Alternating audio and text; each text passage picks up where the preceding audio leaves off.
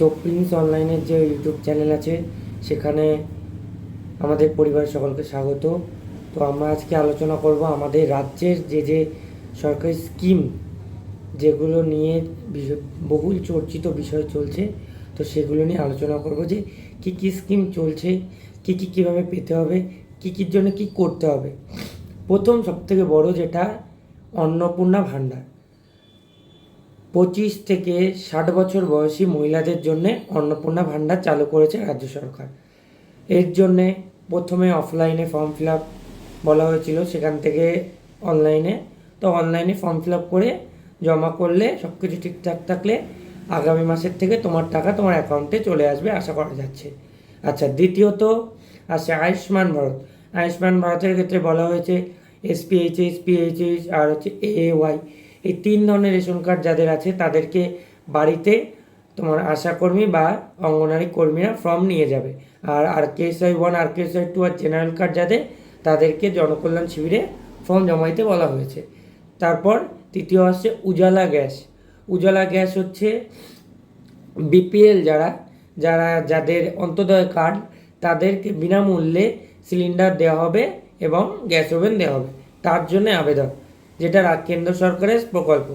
চতুর্থত আছে সোলার প্রকল্প। সোলারে কি আছে যে আপনি যদি আপনার বাড়িতে সোলার বসান তাহলে আপনাকে আর্থিক সহায়তা করা হবে এবং তার জন্যে আপনার বৈদ্যুতিক সাশ্রয় বা আপনার যে বৈদ্যুতিক বিল সেটা খুব কম আসে। সেজন্যে ইউনিট অনুযায়ী তার আলাদা আলাদা ভাগ আছে, তার বিস্তারিত আলোচনা আমরা পরবর্তীতে করব। তারপরে আসছে জব কার্ড ওরিয়েন্টেড। জব কার্ডের ক্ষেত্রে কি বলা হয়েছে, যাদের জব কার্ড ছিল তারা আশা করি পুনরায় নতুন করে আবার যে 150 দিনের কাজ শুরু হবে সেখানে তারা কাজ করতে পারবে। আর যাদের নেই বা যাদের নাম বাদ পড়ে গেছে তারা এই যে জনকল্যাণ শিবির হলো সেখানে তারা আবেদন করতে পারবে। আচ্ছা, তারপরে বৃদ্ধ ভাতা, বয়স্ক ভাতা। যারা আগের সরকারের আমলে বৃদ্ধ ভাতা বা বয়স্ক ভাতা পেত না তাদেরকে নতুন করে আবেদন করতে বলা হয়েছে, তার ফর্ম দেওয়া হয়েছে জনকল্যাণ শিবিরে, সেই ফর্ম জমা নেওয়া হচ্ছে। তো পরবর্তীতে আশা করি বিডিও বা পঞ্চায়েতে জমা নেবে। আর যারা পেত, যাদের সব কিছু ঠিকঠাক আছে, অনলাইনে জয় বাংলা পোর্টালে চেক করে নেবে, যাদের সব কিছু স্ট্যাটাস ঠিকঠাক আছে তাদেরকে নতুন করে করার দরকার নেই। আর যাদের নাম কাটা পড়েছে তাদেরকে নতুন করে আবেদন করতে বলা হয়েছে। আচ্ছা, পরবর্তীতে আছি বাংলার আবাস যোজনা।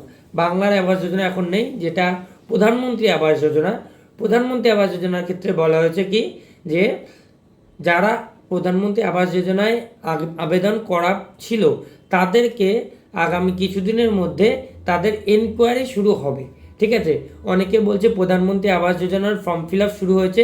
আদত সরকারিভাবে প্রধানমন্ত্রী আবাস যোজনার কোনো ফর্ম ফিল আপ শুরু হয়নি। যেটা শুরু হয়েছে সেটা হচ্ছে 2024-এর যে প্রধানমন্ত্রী আবাস যোজনার অনলাইনে এনকোয়ারির যে ওয়েবসাইট বা অ্যাপ, সেইখানে তুমি এনকোয়ারির জন্য অ্যাপ্লিকেশন করতে পারো। সেটা এখনও করতে পারো, সেটা পরে যখন চালু হবে তখনও করতে পারো, অসুবিধা নেই। আচ্ছা, এছাড়া আছে পরিযায়ী শ্রমিক কার্ড, সেটার তোমার ফ্যাসিলিটি কিছুদিন পর থেকে রাজ্য সরকারের যারা পরিযায়ী শ্রমিক আছে তারা পেতে থাকবে। এছাড়া স্টুডেন্ট ক্রেডিট কার্ড, যেটা স্টুডেন্ট ক্রেডিট কার্ডের লিমিট ছিল সেটা বেড়েছে। ঠিক আছে, আগে যে লিমিটটা তোমাদের ছিল তারপর 15 বছর তোমাদের টাইম ছিল চাকরি না পেলে চাকরি পাওয়ার পর ফেরত দেওয়ার, সেটারও টাইম বাড়িয়েছে।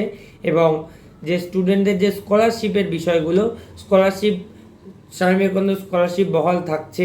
এছাড়া NSP স্কলারশিপ এসেছে নতুন করে, ঐক্যশ্রী স্কলারশিপ এর জায়গায় ঐক্যশ্রী NSP এসেছে।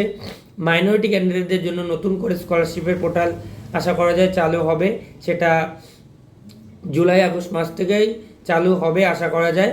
তো এই হচ্ছে বর্তমান সরকারের বিভিন্ন প্রকল্প নিয়ে আলোচনা। এই প্রত্যেকটা প্রকল্পের উপরে আলাদা আলাদা করে কীভাবে আবেদন করতে হবে, কি করতে হবে না করতে হবে বিস্তারিত জানাবো। তো বর্তমানে এই সমস্ত প্রকল্প নিয়ে আলোচনা চলছে। আর বলে রাখি আরেকটা প্রকল্প যেটা যুব শক্তি, সেটা নিয়েও কথাবার্তা চলছে। তো এখনও পর্যন্ত এর কোনো অফিসিয়াল নোটিশ দেয়নি সরকার, যদি দিয়ে দেয় তাহলে অবশ্যই আমরা জানিয়ে দেবো। ঠিক আছে, আর আশা করা যায় তোমাদের প্রত্যেকটা প্রকল্প ধরে ধরে আলোচনা করে দিলাম। এই সমস্ত প্রকল্পগুলো তোমরা খুব দ্রুত আবেদন করতে পারো এবং তার যে ফ্যাসিলিটিগুলো তোমরা নিতে পারবে।